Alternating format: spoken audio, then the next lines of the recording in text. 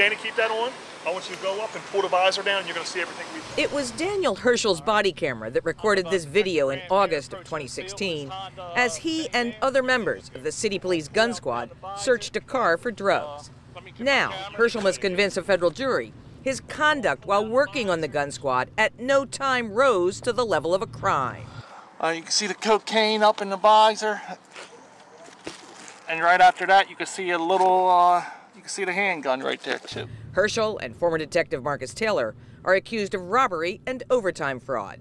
Like other members of the gun squad who have previously pleaded guilty, prosecutors say Herschel and Taylor used their police power to enrich themselves. Between the two of them, they're accused of taking part in cases in which more than $200,000 was taken from people who'd been arrested or detained between 2014 and 2017. Herschel has indicated he will argue at most he may have committed theft, but not robbery. He also wants to use as part of his defense his record of taking guns off the street. Taylor wants to block the use of the acronym GTTF for Gun Trace Task Force, arguing it sounds too much like the letters of a criminal gang.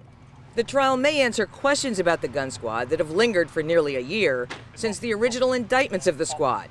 How did their conduct get by supervisors? Why was there so little tracking of overtime?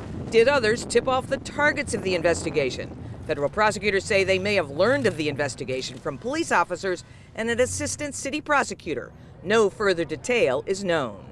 The government has indicated 4 of the former gun squad members who've pleaded guilty may testify at trial.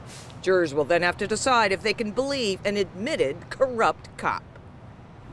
Prospective jurors were read a witness list of the potential witnesses that may testify in this case, included at least 4 current Baltimore police officers, including a sergeant who worked with indicted members of the gun squad, but they are not charged. Reporting live tonight from the federal courthouse, I'm Jane Miller, WBAL TV 11 News.